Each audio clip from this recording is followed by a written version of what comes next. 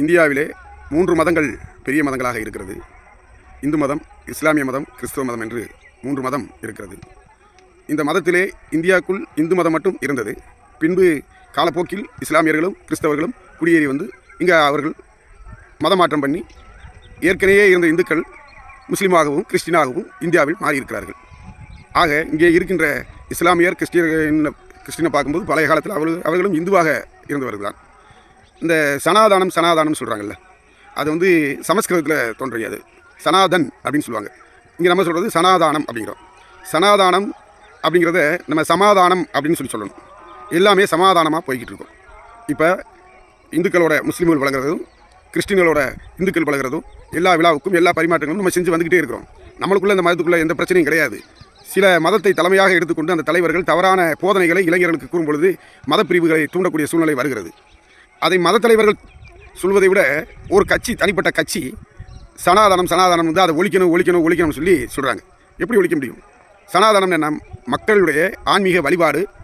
அந்த வழிபாடு வந்து நம்முடைய வாழ்க்கை நெறியை எப்படி நடத்தி செல்லுது அப்படிங்கிறது தான் சனாதனம்.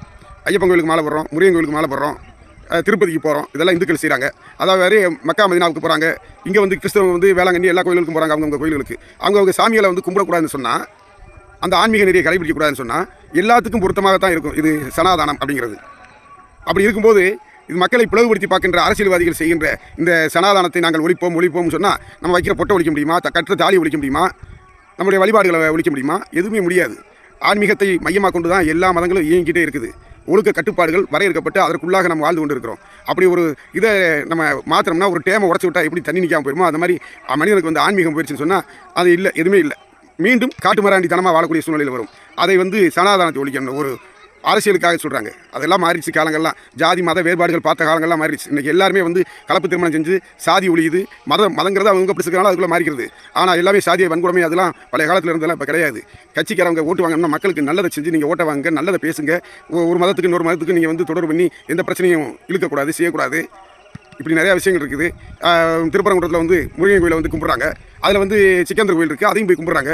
முஸ்லீம்கள் வந்து ஒன்றுமே சொல்லலையே, எங்கள் மலைக்குள்ளே ஏறாத சிக்கந்தர் மலைன்னு சொல்லலையே. அவங்க இந்துக்களை வந்து இது முருகன் மலை இதுக்குள்ளே முஸ்லீம்கள் வராதுன்னு சொல்லலையே. இதுக்கு இடையில் இருக்கிற ஆட்கள் வந்து தூண்டி விட்டு ஒரு கலவரத்தை ஏற்படுத்தி ஒரு சாராராக நம்ம பேசணும் செஞ்சோம்னு சொல்லி வாக்கு வங்கியை பெருசாக்கிறதுக்காக சொல்கிறாங்க.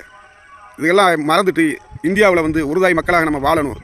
என்றைக்கும் சனாதானம் அப்படிங்கிறத மனசில் வச்சுக்கிட்டு சமாதானமாக இருக்கணும். அதுதான் சமாதானம் தான் சனாதானம். அதுக்காக வந்து சட்டசபையில் போய் சனாதானத்தை நான் ஒழிப்பேன், டெங்கு கொசு மாதிரி நான் ஒழிப்பேன் அப்படின்னா என்ன நடக்கும்?